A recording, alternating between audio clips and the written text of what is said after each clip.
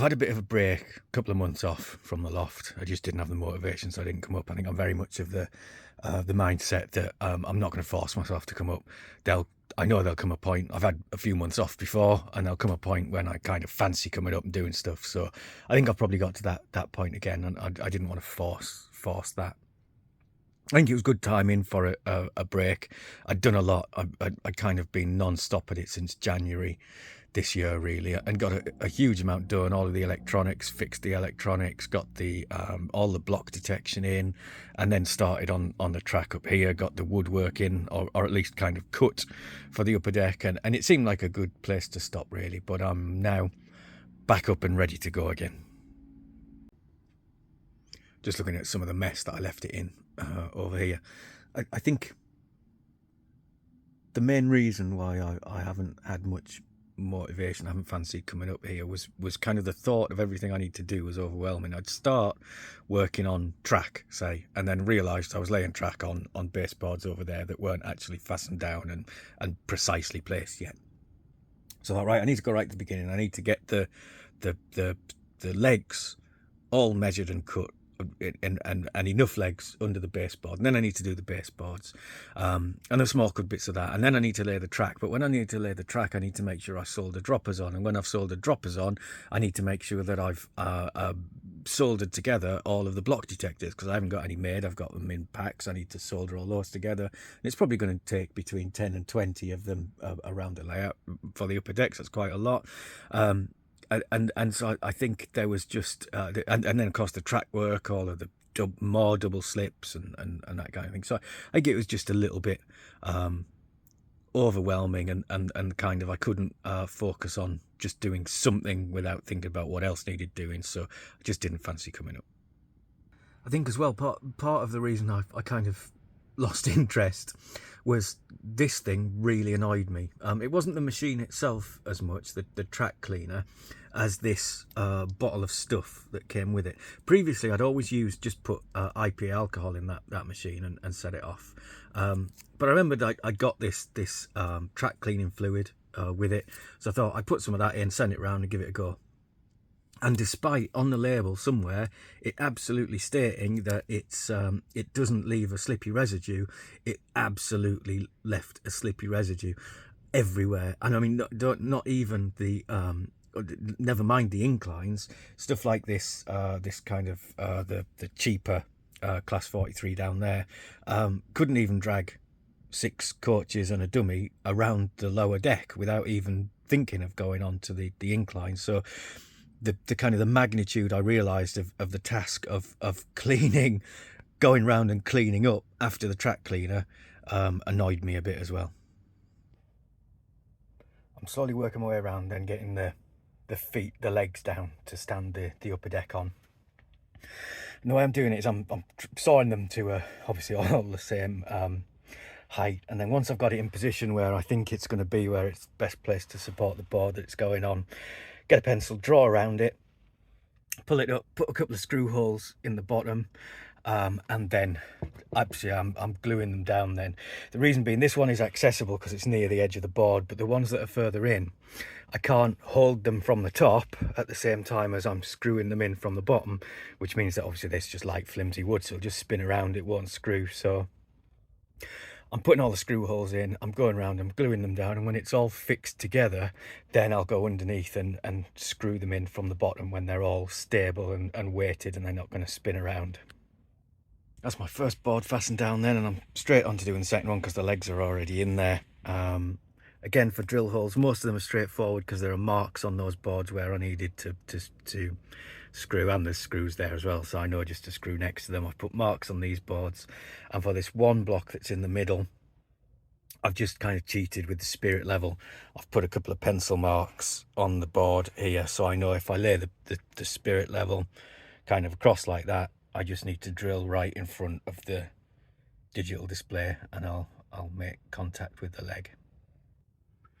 And I've put a bit of effort into getting these edges perfectly aligned, so even the kind of the act of drilling in a screw can move it a little bit. So I just need to make sure I hold this exactly in place and gently screw the first couple of screws in so that it stays exactly where I want it to stay and everything stays aligned and straight. And the same now for the next board. I've just pulled it up so that I can start placing where my blocks are going to be.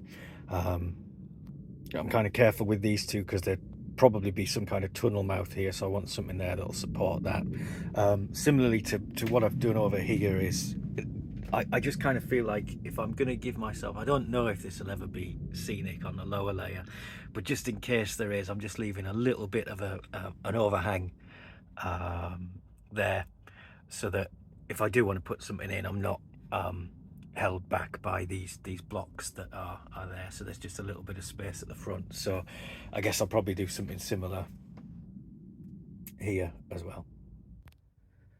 I'm also really having to take some care over kind of alignment, really, because it wasn't all that coordinated when I built it. The first thing to come in were these little boards here that have the incline on them. These boards weren't here, but I did sort of take care to cut the little board there for the incline off these boards and then keep these boards so they would all line up.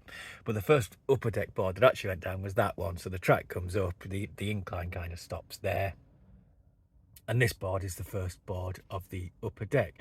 But that was governed by where the track was already there, so its positioning was very much governed by where the track was coming from and where this incline line was coming from. And of course this incline line wasn't what I was really careful about. What I was concentrating on when I put it was the incline and the percentage of climb that it was doing. It was very difficult with that being over there to make sure it was vertically, horizontally aligned, whatever it is, to the edge of the loft. So moving back down to the other end, as this board has come around, this board had to sit flush to that board, and then obviously this board is flush to that one. So because that was sort of almost built independently of the lower deck down here, there is a little bit of misalignment as those boards, because they absolutely have to sit flush up there. There's a little bit of misalignment. It's not massive, but there is a little bit where the upper deck doesn't quite run parallel to the lower deck boards. I do seem to have mostly got away with it though, in that when this board, which is the one going off down in that direction, when this board is sat absolutely flush to the boards that are now fastened down, it will also sit flush to this truss, which is a good sign. And also it's not quite wide enough, it's not as wide as the lower deck, so there is a little bit of overhang, and again it's not perfectly aligned. I mean, it's not noticeable normally, but I can see that it's not absolutely parallel on the upper deck to the lower deck. I can live with that and cover it up, and it won't be hard. But what I need to be very mindful of is once I move over here and onto the station side, I absolutely want these boards going all the way down there to run parallel to the lines that are down there. So I think what my plan is going to be, coming back around here again, once this board is in and fastened down, I'm going to pull this board. This is kind of quite a short board here. I'm going to pull this board out, and then I'm going to align those boards running all the way down there, nice and perfect and parallel to the lines and straight, because then that leaves me, if anything, this board is a little bit too big anyway, so it'll leave me a gap here where I can just, if I need to, shave a little bit off. This is a very short edge here, so I can just shave little bits off this edge until it fits flush, and then I know I've got this lot running as parallel as I can, and that lot down there running as parallel as I can, and then just hopefully adjust this board slightly to sit snug in the middle of the two. So leaving that as a gap for now, just with the thing up on its end, so I know I can't leave a bigger gap than that, because I'd end up with something to fill. So with the back end kind of as far away as it needs to be from there, I've just about got these. I don't know if it's possible from here, but got the first two boards pretty much parallel, as parallel as I can make them anyway, with the track below, even though that wasn't straight. So what I think I'm going to do is temporarily just put a couple of screws in this board here to keep it in place, so that I know I can always shove this one back up to it and this one won't move, and then get all of the little legs underneath here fixed down while this board is up. So while I've got these boards up and there's a bit of lower deck and incline track exposed and more accessible, I'm giving it a good clean because it's still got that slippy residue on it that I want rid of. And I've never really found an ideal way of cleaning track. I've got one of those, that, you know, the one I pointed out earlier, the Dapol track cleaner thing, and it is fairly adept at spreading fluid around the track, whether that be alcohol or the track cleaning fluid that it came with. But it can't scrub it, even that spinny thing that it has running on the motor. It's not, you know, if I want to clean my shower door or my kitchen, I scrub them, and I think there's no getting around the fact that if you want, from my point of view anyway, from personal experience, if I want the track really clean, I've got to scrub it. So this is the approach I've ended up with. Just IPA is okay, and what I'm doing is I'm just getting a little pipette, because it evaporates so quickly, this stuff. So just get a pipette, plonk a little bit on something obviously that's watertight, just the back of this Tupperware thing, and I've got a cloth that's wrapped around a block that's it's actually a sanding block, but it sort of works perfectly.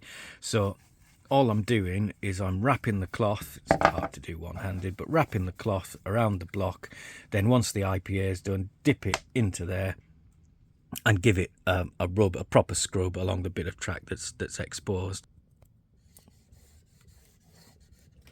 The problem I've always had with these cloths is they always want to snag on track joins, anything that's sticking up, so I just kind of very carefully brush a little bit at a time till I get to the joins, and then sort of just lift over them. There's still a lot of dirt coming up off this track, even though the track cleaner has supposedly been around on it. I'm already going as far. I've got to keep the back end of this up as well, because really you hear it snag and catch, whereas if I just, and then once I've done most of it with that front end, which was the clean bit, the bit that had the alcohol on it, just use the whole cloth to give it a good scrub right across the frog, as much as I can. And it really does pull up a lot of rubbish. I've got a camera on my head, so I can't quite see if I'm pointing at this. I'm now down at this end, got all of the blocks fixed down, ready, except for the one that's just by that Class 158 over there, because that's a tight fit and I think it's not quite the right shape of wood, so I'll replace that, but I can always just shove that in later. I've given the track a good scrub clean and a hoover, made sure the signals are properly glued down, so it's just time to put the lid on. I'd like a common strut here between these two where they join, but there's very little space. If I go in, the camera might brighten up a bit. Very little space between those two lines.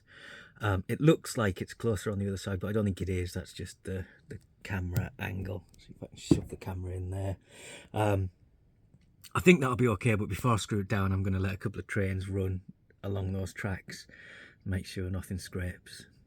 So in the end, I actually really quite got into it, and I've now got everything fastened down, all of the legs done, so that's all connected nicely up to there. I've got all of the pass over there, and then connected up to the top level baseboard on the other side, which will be the station going all the way down there.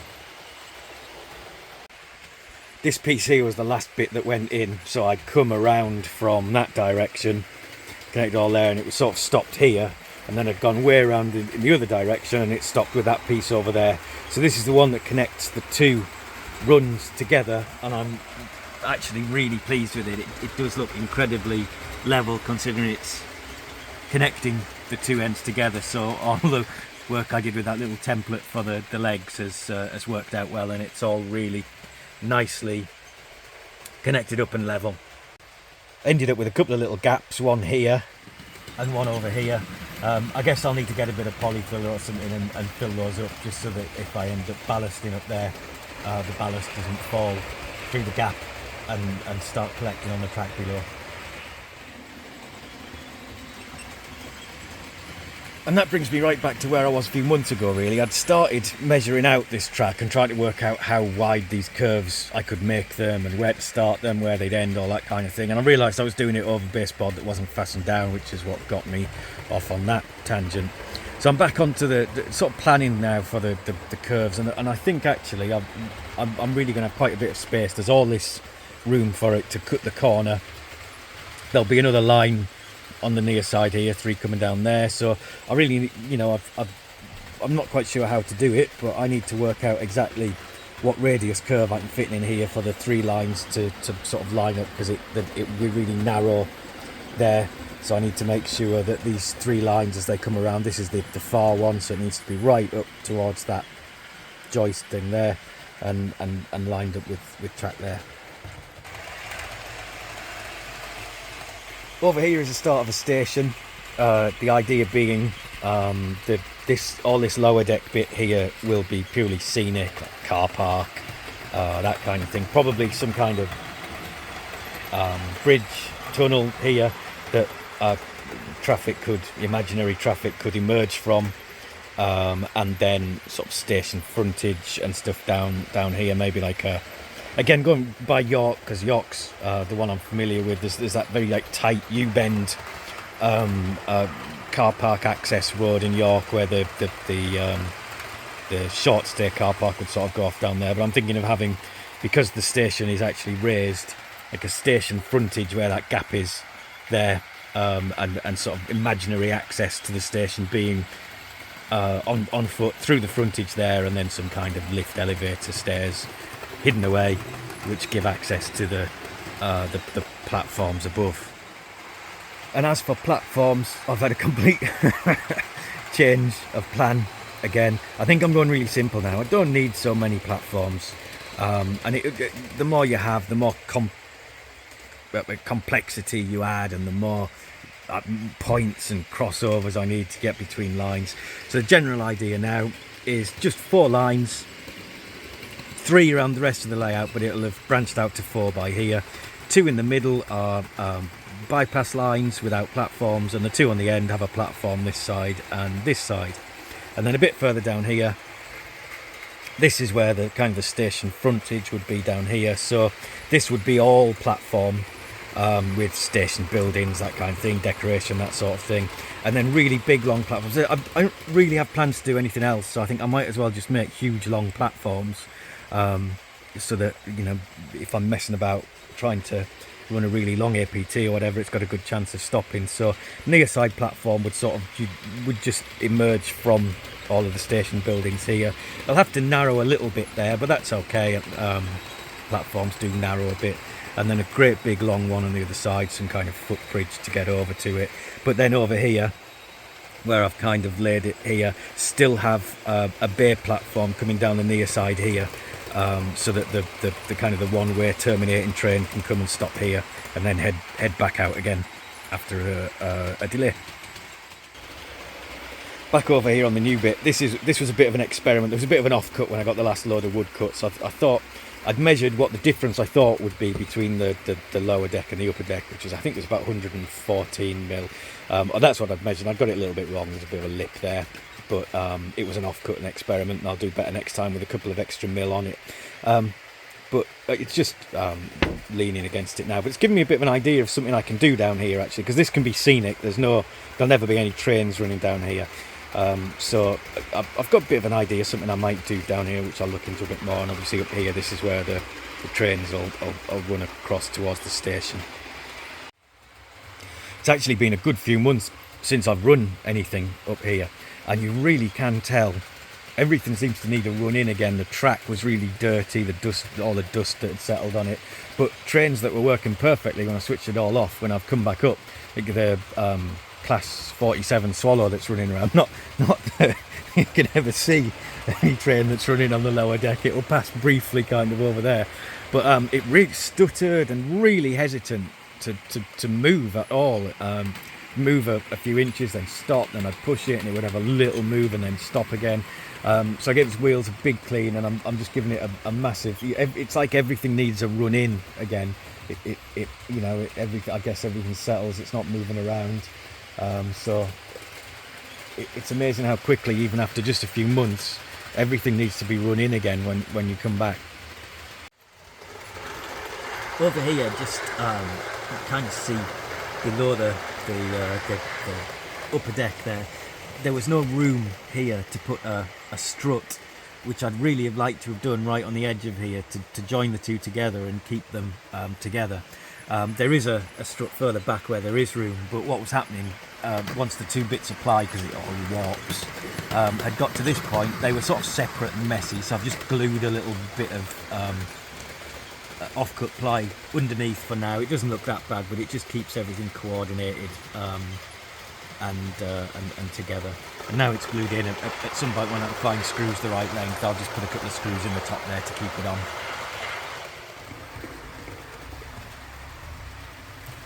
This blue-grey class 43 that's about to approach, I bought earlier this year. It's actually a little bit of artistic license in that it's a very modern livery. It's the kind of, I can't remember what they called it, like the tribute one. So it's actually like a livery from about 2019 rather than my era, but you can't really tell. But when I bought it, it had quite a few issues. I really tried to run it in, but it kept being crippled by kind of, I don't know, it kept slowing down almost to a stop when it was running, and this horrible electrical noise, like a hearing aid being, or an FM radio being retuned, would come out of it, and I'm pretty sure I could smell burning as well. So I sent it off to Hornby. I got in touch with them, and they said, yeah, send it to us. So I sent it off to them, and it came back a week or so later with a little note saying it had the, I think the circuit board replaced on it. And I put it on the track, and it was the best way I can describe it was doing exactly the same thing, but for completely different reasons. When I ran it ran perfectly well in reverse, but when I ran it in forwards, it got crippled, and it kept 2 or 3 times a lap would slow down to an almost stop. But this time it was like a mechanical noise rather than an electronic noise that was stopping it. So I tried. I ran it for hours and hours, and although after it ran it got better, if I shut everything down and come back the next day, it would be back to the start again. So I contacted Hornby, and they said send it back to us again, and again a week later it came back, and this time they just said they'd oiled it and lubed it a bit, and now it runs perfectly. But yeah, quite a few trips to the post office with that one.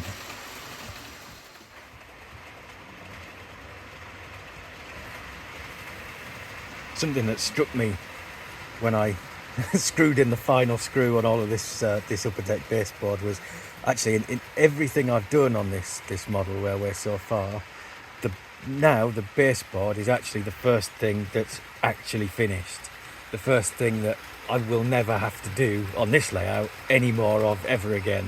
The legs are done, the baseboard is done. That's one job ticked off at least.